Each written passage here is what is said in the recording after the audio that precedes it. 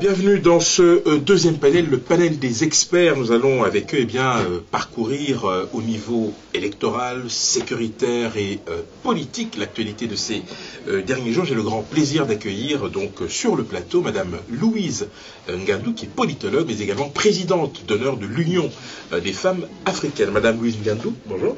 Bonjour, Monsieur Zouzi. Merci de nous faire l'honneur d'accepter notre invitation. Nous allons à présent vous présenter Monsieur Benjamin Stanislas Kalombo, qui est le président de l'APRODEC, l'association pour la promotion de la démocratie et le développement en République démocratique du Congo, spécialiste des questions électorales, qui est membre de la coalition pour la Cour pénale internationale. Merci d'être là. Merci beaucoup, Henri. Nous avons également l'expert militaire que vous connaissez tous, Monsieur Jean-Jacques Wondo, fondateur de deskwondo.org. Il est également un spécialiste des questions sécuritaires. Jean-Jacques Wondo, bonjour. Bonjour, cher Henri Soucy. Merci de nous faire l'honneur d'être là pour ce second panel. Je me tourne vers vous, Madame Louise Ngandou. Je voudrais qu'on aborde peut-être un aspect de la loi électorale qui a été modifiée. Nous sommes bien le 24 ou le 25 janvier dernier, suite aux événements malheureux de Kinshasa.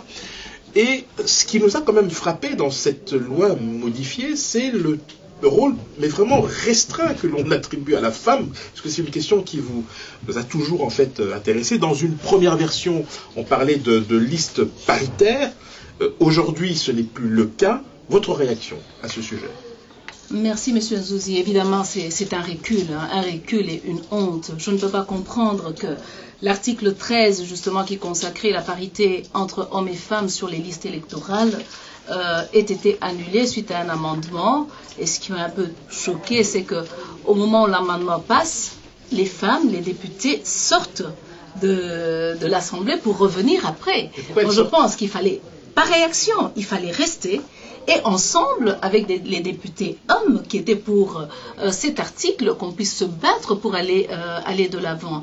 Et on avait déjà dénoncé la composition du gouvernement dit de coalition nationale, où on avait une représentation de 14% des femmes. On remarque que depuis 9 ans, nous oscillons entre 14 et 16% de représentation des femmes. Et au niveau du Parlement, 8%. Et quand on regarde les pays voisins, les pays qui nous entourent, c'est vraiment une honte, parce qu'au niveau du Parlement, plus de 50%. Au niveau du on prend l'Angola, au niveau du Parlement, c'est 36%. On prend l'Ouganda, c'est 35%. Le Burundi, le petit pays, 36%.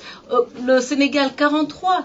C'est clair que là, on n'a pas compris. Entre une volonté affichée de dire qu'il faut absolument qu'on ait une représentation des femmes qui constitue la moitié de la population congolaise, qui participe au développement de notre pays, nous ne pouvons pas comprendre qu'elles ne soient pas représentées dans les instances de décision à quelque niveau que ce soit. Mais Madame Ngandou, nous savons que le Congo n'est pas très machiste, à moins que je me trompe. Est-ce que, à votre avis, c'est par gourmandise de postes politiques ou tout simplement c'est par mépris de la femme? Je crois que jusqu'ici, il y a beaucoup qui ne croient pas encore aux femmes. On ne croit pas beaucoup. Parce que jusque-là, il y avait l'argument on n'a pas suffisamment de femmes intéressées et pas suffisamment de femmes instruites pour occuper ces postes. Or, on en a. Quand on fait le tour des différents domaines, que ce soit en médecine, en économie, en politique, dans le domaine médical, etc., vous avez des femmes valables. Et c'est vrai que pendant des décennies, il y a une réticence au niveau des femmes de s'engager en politique. Vous savez, il n'y a même pas longtemps, il fallait une autorisation voilà. de l'époux pour que l'épouse puisse avoir un compte bancaire ou pouvoir voilà, avoir un travail. Ça, c'est vrai. Et maintenant, que ce soit au niveau législatif, on a toutes ces barrières qui tombent tout doucement. Il y a un travail de terrain important, certes, que nous sommes en train de faire avec les organisations des femmes pour pousser les femmes qui sont valables, les femmes qui sont volontaires, les femmes qui font déjà des choses à la base au niveau local, les pousser à participer davantage à la gestion du pays. Mais il faut qu'il y ait une volonté politique aussi dans ce sens. Il y a quand même un motif de satisfaction dans cette loi électorale, puisque apparemment la diaspora va pouvoir voter. Est-ce que ça ne vous fait pas plaisir, par exemple? Ça fait plaisir parce qu'on a revendiqué ça pendant longtemps. On ne voyait pas pourquoi cette frange de la population congolaise qui est à l'extérieur, poussée d'ailleurs par tout ce qui se passait au pays, que ce soit la répression, etc., on a quand même une diaspora de qualité à l'extérieur et qui contribue au développement de notre pays par diverses actions sur le terrain, nous ne voyons pas pourquoi cette diaspora était exclue jusqu'ici aux élections, exclue de participer aux élections. Donc c'est tout à fait normal qu'elle puisse participer. D'accord. Alors je me tourne vers vous, Benjamin Stanislas Kalombo. Vous avez récemment rédigé au niveau de l'APRODEC un document dans lequel eh bien, vous relevez en fait les 4 conditions pour aller vers des élections démocratiques apaisées. Peut-être ici le lieu de revenir sur ces 4 points et nous expliquer en fait pourquoi vous avez fait cette proposition. Okay. Donc, principalement, nous avons fait cette proposition pour éclairer d'abord l'opinion. Suite à la publication du calendrier, bien évidemment. Électoral, il faut le dire. Donc, la première des conditions, c'était évidemment la publication du calendrier électoral. Donc, ce qui est fait. Bon, je crois qu'on va en revenir. Et puis, il faut dire que c'est une deuxième publication du calendrier électoral. Avant, c'était un calendrier électoral partiel. Maintenant, suite à des pressions politiques au niveau national et international, la CENI a fini par publier un calendrier électoral global. Maintenant, quant au deuxième point, c'est essentiel que la CENI nous publie la liste électorale, si vous voulez, ou bien le fichier électoral de 2011. Il est essentiel parce que d'avoir ces données, parce que les élections ne sont pas organisées in nihilo, comme on dit. Donc on ne part pas de nulle part, on a une base de l'ancienne liste, et c'est sur base de cette liste qu'on organise les élections qui vont venir. Donc les municipales, locales, et ainsi de suite. Et le deuxième point, donc s'il faut aller bref, le deuxième point, c'est l'audit de ce fichier électoral de 2011. Parce que quand on voit l'ancien, en tout cas le calendrier électoral partiel, la CENI n'a pas respecté ce calendrier, il faut dire. Donc dans ce calendrier, plutôt, il était prévu un audit du fichier électoral par une entreprise externe. Donc, ils n'ont jamais dit quelle entreprise allait faire cet audit. Et avec des pressions, on a vu que pour finir, la CENI n'a plus jamais parlé de cet audit, interne d'abord, et puis l'audit externe n'a jamais été fait. Et curieusement, la CENI a commencé à publier des listes électorales provisoires, comme ils ont dit. Et ça a été scandaleux. Donc c'est ça qu'on veut revenir en tout cas sur ce point de l'audit, qui est un point essentiel parce qu'il figurait dans toutes les revendications, que ce soit de la Commission européenne, que ce soit du Parlement européen, que ce soit des partis politiques congolais, et toute la société civile réclame cet audit de fichier électoral depuis trop longtemps, il n'a jamais été fait. Et raison pour laquelle nous insistons partout où on appelle, où la PRODEC est invitée, on insiste sur cet audit parce que avec les enquêtes menées par notre ça risque de organisation, retarder le processus. Ce que vous demandez là risque on le demande depuis, je crois, 2011, cet audit. Vous le demandez toujours. On le demande toujours. Mais juste une question par rapport à une question technique, parce que vous êtes très technique là-dessus, par rapport à la convocation, comme l'a dit mon confrère tout à l'heure, Henri, à votre avis, la convocation du scrutin sens les élections, ou c'est tout ce qui se fait avant les élections? Par rapport à cette fameuse date retenue par la CENI, le 27 novembre, convocation des élections ou bien date des élections? Entre la convocation du scrutin, il y a des juristes qui disent la convocation du scrutin c'est l'élection, il y en a d'autres qui disent non, c'est toutes les formalités qui se font avant l'élection. 3 mois avant. Donc, Article 73 il faut de la être clair. Constitution. Je crois qu'on doit relire cet article pour qu'il n'y ait pas d'ambiguïté, je crois. Donc l'article 73, il dit ceci. Le scrutin pour l'élection présidentielle de la République démocratique du Congo est convoqué par la Commission électorale nationale indépendante 90 jours avant l'expiration du mandat du président en exercice. Oui. Je crois qu'il est clair. L'expiration du mandat du président en exercice, donc la date précise de cette expiration, c'est doit être la date à laquelle le président actuel a prêté serment. C'est 19 décembre 2016, moins 90 jours, ça fait 19 septembre 2016. Donc ils sont hors délai constitutionnel. Donc ils sont hors délai, absolument. Et aussi, autant les précédentes élections, on était hors délai, et on nage, on patauge dans l'inconstitutionnalité en continu dans ce pays. Donc les textes sont violés avec, j'allais dire, le regard impassible de la commission, du parti de la représentation nationale, des partis politiques, et de la société civile et de la population elle-même. Parce que ça alors, on va y revenir si vous le voulez bien. Vous aviez encore... il y avait encore un quatrième point. Quatrième point. Oui. Donc je rappelle, le premier point c'était publication de calendrier. Le deuxième point, l'audit du fichier électoral. Pardon, la publication de la liste, l'ancienne liste électorale. Et le deuxième point, c'était l'audit du fichier. Et le troisième point, c'est carrément la révision du fichier électoral, qui doit être fait sur base du résultat de l'audit. Parce que dans ce fichier électoral, il y a plus de 9 800 000 faux électeurs. Ça, il faut le dire, il faut encore le souligner.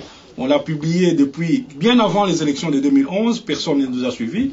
J'ai fait personnellement la démarche d'aller voir le représentant, la haute représentante des affaires étrangères de la Commission européenne.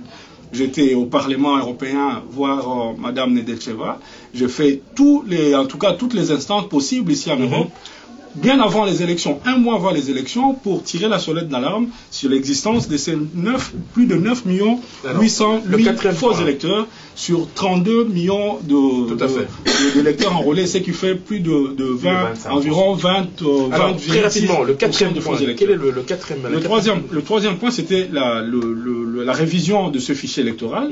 Donc, qui dit révision du fichier électoral dit mise à jour du fichier, en fait. Donc, ça veut dire réconvoquer tous les électeurs, en ce compris les jeunes adultes qui ont atteint l'âge de la majorité à la date du 24 juillet 2011. C'est à cette date-là qu'a pris fin l'enrôlement des électeurs pour les élections du 28 novembre 2011. On va y revenir si vous le voulez bien. Je vais céder la parole à Jean-Jacques Wondo, spécialiste des questions sécuritaires, expert militaire. L'actualité de ces derniers jours, évidemment, c'est ni plus ni moins le différend qui oppose la MONUSCO au gouvernement congolais au sujet de l'offensive contre les FDLR.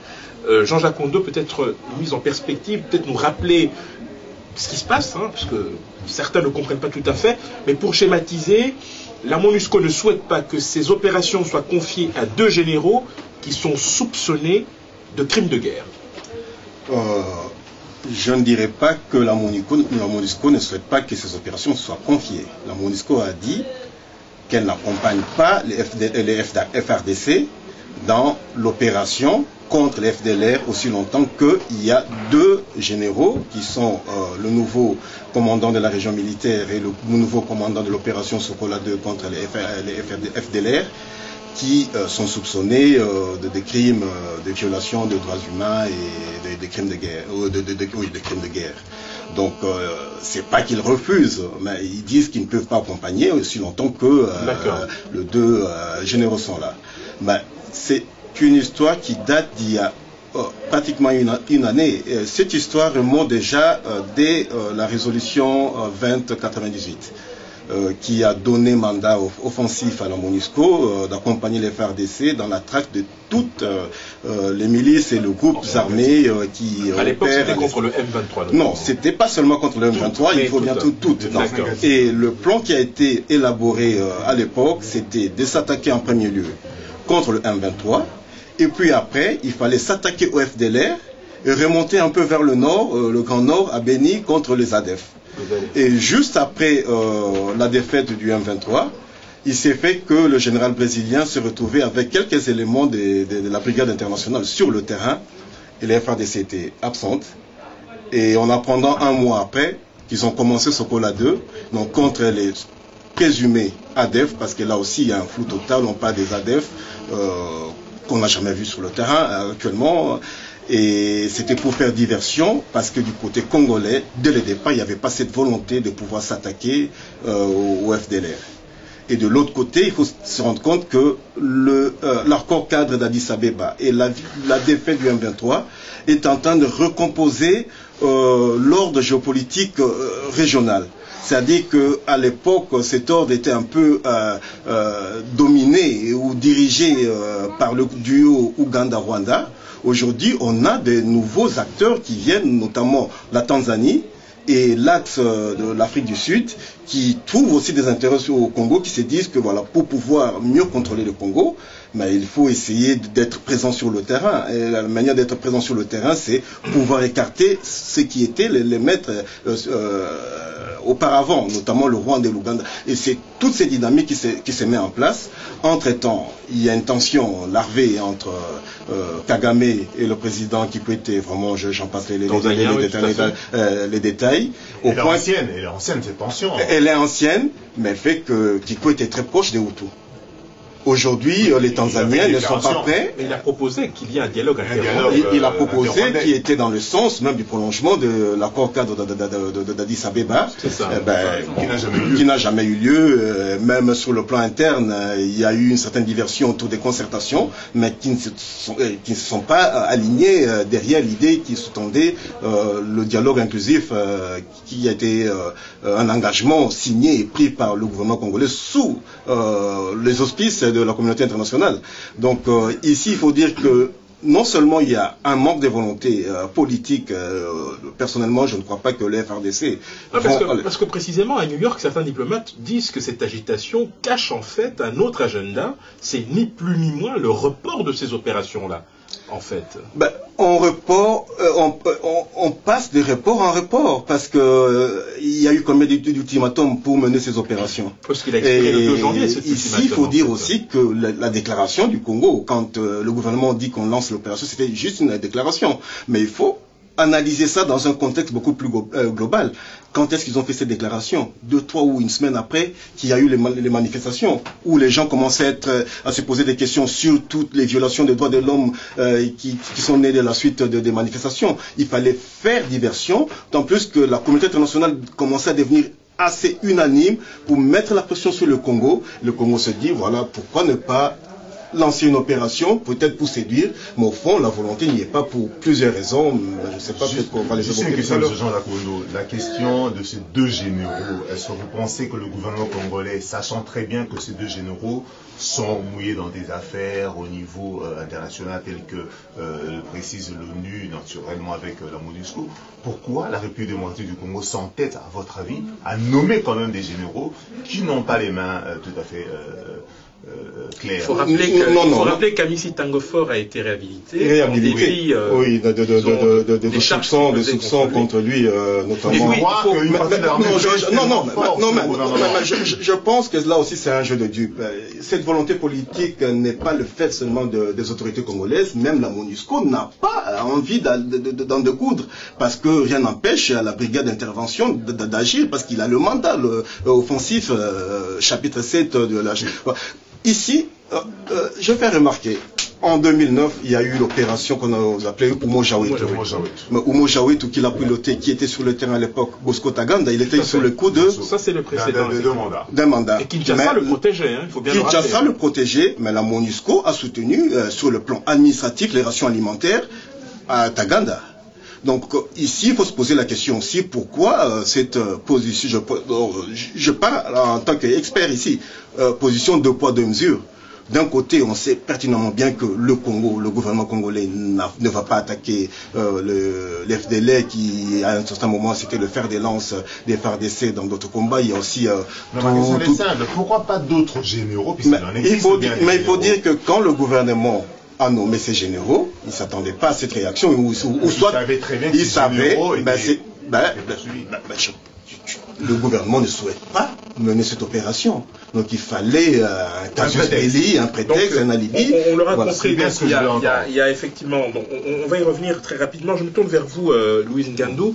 Tout le monde a été frappé par l'interruption d'Internet à Kinshasa. Il semblerait d'ailleurs qu'il y a encore beaucoup de problèmes, effectivement. pour le coup, pour vous, est-ce que c'est un fâcheux précédent, ce qui s'est passé en RDC avec la coupure d'Internet? Évidemment, évidemment, parce que d'abord, premièrement, c'est une atteinte grave aux libertés individuelles et fondamentales. C'est empêcher les Congolais de communiquer. Et les conséquences sont vraiment très graves parce que jusqu'ici, on a vu ce problème uniquement au niveau de l'aspect de la transmission des informations. Et ça a été très précieux parce que c'est grâce à ça qu'on a pu voir à quel point la répression était violente et à quel point il y a eu du sang versé de nos jeunes au Congo. Au-delà de cette répression, mais on ne s'imagine pas ce que ça a pu porter comme atteinte sur le plan économique. Vous avez des Congolais qui ne vivent que de la vente des petites cartes prépayées. Qu'est-ce qu'ils sont devenus pendant tout ce temps et jusqu'à présent? Vous avez les transactions financières à travers ce grand Congo qui se passent via les portefeuilles électroniques. Donc ça veut dire pendant tout ce temps, les gens qui étaient en urgence à l'autre bout du Congo, il était impossible de faire une transaction financière. Donc les conséquences sont énormes et nous pensons que c'est vraiment inacceptable. C'est inacceptable, il faut dénoncer cela et M. Mende a essayé de justifier ça en disant que oui, c'est prévu dans nos lois, le gouvernement peut. Non, c'est insensé. C'est une atteinte aux libertés fondamentales. Merci infiniment pour ce témoignage. Je me tourne vers vous, Benjamin Stanislas Kalombo. Nous sommes toujours sans nouvelles de Christopher Ngoy, qui a été présenté au ministre de l'Intérieur. Il va falloir se poser la question de savoir pourquoi a-t-il été présenté au ministre de l'Intérieur. Jean-Claude Mouyambo est également incarcéré. Je sais que vous êtes assez proche de la FIDH. Vous avez des nouvelles récentes de Christopher Ngoy? Oui, en tout cas, aux dernières nouvelles, il serait en tout cas transféré à Makala. Donc il a rejoint tous les autres prisonniers d'opinion. Voilà. Donc Jean-Bertrand Ewanga de l'UNC, Jean-Claude Mouyambo. Oui, c'est devenu vraiment la... D'accord. Alors, j'avais une autre question pour vous. Alors, on sait que le budget pour les élections, c'est 1,150 milliard de dollars. Question toute simple. Où va-t-on les trouver? Est-ce que la solution, ce ne serait pas, j'ai posé cette question dans le panel précédent, est-ce que la solution, ce ne serait pas de faire l'impasse sur les locales et les municipales et se focaliser sur les grosses élections? Oui, merci. En tout cas, merci beaucoup pour la question. Dommage qu'il n'y a pas de parti les représentants de partis politiques sur le plateau, puisque ça il y aura d'autres occasions sur Matongue TV. Parce qu'aujourd'hui, j'étais venu vraiment pour les partis politiques. J'allais tailler dans le tas, surtout les partis politiques de l'opposition. Parce que bon, entre parenthèses, parce qu'au niveau de la PRODEC, on ne comprend pas que les partis politiques fassent du bruit à l'extérieur, alors qu'ils ont des représentants au sein de la CENI. Donc cette question, on l'a déjà... Elle est récurrente, on l'a développée plusieurs fois. Oui. Donc maintenant, pour revenir à la question de savoir si le budget alloué, en tout cas le budget tel que mis sur la feuille de route de la CENI est raisonnable ou il est excessif, bon, il faut dire que d'abord, ça arrange un peu toute cette bande qui ne fait que réclamer que cet argent vienne. Encore un peu plus d'argent pour des opérations qu'on ne voit pas le fondement même de tout cet acharnement électoraliste pour finir. Parce qu'il faut bien se le dire. Je prends donc un exemple simple ici en Europe. Les élections, on les regroupe pour une simple question budgétaire. Ici en Belgique, on a fait 4 élections dernièrement. Mais comment expliquer qu'au Congo, on peut étaler des élections comme ça et appeler les électeurs à faire des trajets? Parce que dans certains coins de la République démocratique du Congo, pour atteindre un bureau de vote, il faut traverser forêt, marais, pirogue, prendre la pirogue et tout ça. Donc, les électeurs sont amenés non seulement à aller se faire enrôler et faire le trajet avec tous les risques que je viens de citer, et revenir pour les élections municipales, locales, présidentielles, machin. Alors, un glissement consensuel est envisageable ou pas? En gros, faire l'impasse sur ces élections, les reporter à 2017-2018. Il y a deux possibilités. Très rapidement, oui. Deux possibilités. Soit on les regroupe, alors toutes ces élections. Le même jour. Le même jour. Local, municipal, provincial, tout ce que vous voulez, tout ce qu'on peut mettre ensemble, on le met ensemble, hop, on y va. C'est possible. Donc on gagne en temps, en argent, sauf que la dépense, en tout cas la dépense en termes de bulletins de vote, il reste, parce que c'est des élections différentes.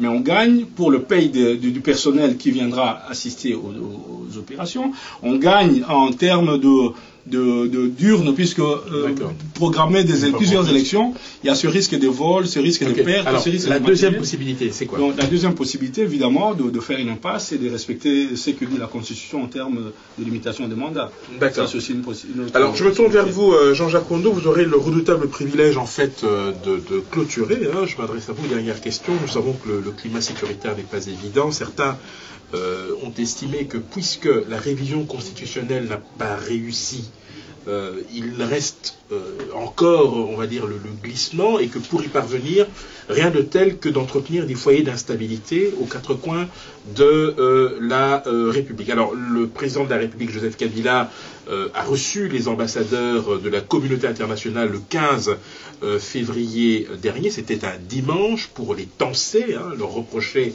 de l'ingérence en RDC. Est-ce qu'on peut parler d'ingérence dès lors qu'une mission militaire onusienne de plus de 19 000 hommes se trouve en RDC? On peut la critiquer évidemment, mais tout de même, certains drames ont été évités grâce à elle. Peut-on continuer de parler d'ingérence lorsque l'on a également une partie du budget de l'État qui dépend de l'extérieur? Difficile à répondre, mais quand une mission étrangère arrive dans un pays, ce pays peut être libre de l'accepter ou de la refuser.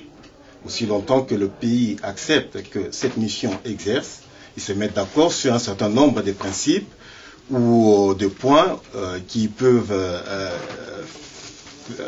être débattus ensemble. Et jusque-là, ce que fait la MONUSCO rentre dans le jeu politique du deal qui a été établi depuis toujours. Sauf que les questions soulevées par la MONUSCO dérangent un peu les stratégies politiques du pouvoir en place.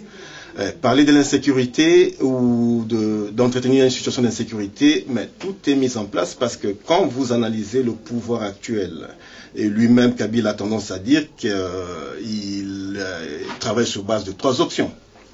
Option politique, option diplomatique, option militaire. Aujourd'hui, sur entre parenthèses, sans vous couper, il omet toujours de rajouter l'option judiciaire. Non, j'ai dit oui. Non, c'est pour vous couper. Je pars du raisonnement de Kabila. Le judiciaire, je pense que il n'y pense pas parce que il peut être jugé parti à la fois. Mais moi, je pars de son raisonnement. Et vous verrez que sur l'option politique, il n'a plus de marge de manœuvre. Déjà un pouvoir issu des élections truquées, la légitimité n'y est plus. On voit ce qui se passe aujourd'hui, il n'a plus de marge de manœuvre. Sur le plan diplomatique, le bras de fer qu'il est en train d'entretenir aujourd'hui avec la communauté internationale montre que cette option ne va plus. Et tout est mis en place, et je l'ai expliqué, je pense la fois passée ici sur vos plateaux, les dernières nominations qui ont été effectuées au niveau de l'armée ont une composante, une résonance politicienne. Tout est mis en place en fonction de 2016. C'est-à-dire que Kabila n'a plus que l'option militaire donc pour agir, et pour agir, il va essayer de mettre sur la table toutes les tactiques, aussi bien entretenir la sécurité, notamment au Katanga, on en parle peu, mais on sait qu'actuellement il est en train de recruter des milices Maïmaï pour agiter si jamais il se retrouve dans une confrontation par exemple avec Katumbi, mais de l'autre côté il a mis des officiers en place de sorte que ces gens-là puissent accomplir une mission bien déterminée, de bastonner ou d'empêcher toute éclosion ou toute manifestation démocratique. Merci infiniment pour cet éclairage, Jean-Jacques Wondo. C'était donc la dernière intervention de ce second panel. Vous êtes bien sur Matongué TV, Congo Kiosque. Merci infiniment donc à nos invités. Jean-Jacques Wondo, merci. Je rappelle que vous êtes expert militaire, spécialiste des questions sécuritaires. Benjamin Stanislas Kalumbo, merci d'être venu. Vous êtes le président de l'APRODEC, et Madame Louise Ngandou, politologue, présidente d'honneur de l'Union des femmes africaines, et bien évidemment notre hôte du jour, Ramsès Ramazani, directeur général de Matongué TV. Je rappelle que Congo Kiosque est une coproduction Matongué TV et Radio Mbote. Quant à moi, eh bien, je vous retrouve très prochainement pour un nouveau rendez-vous. À la prochaine.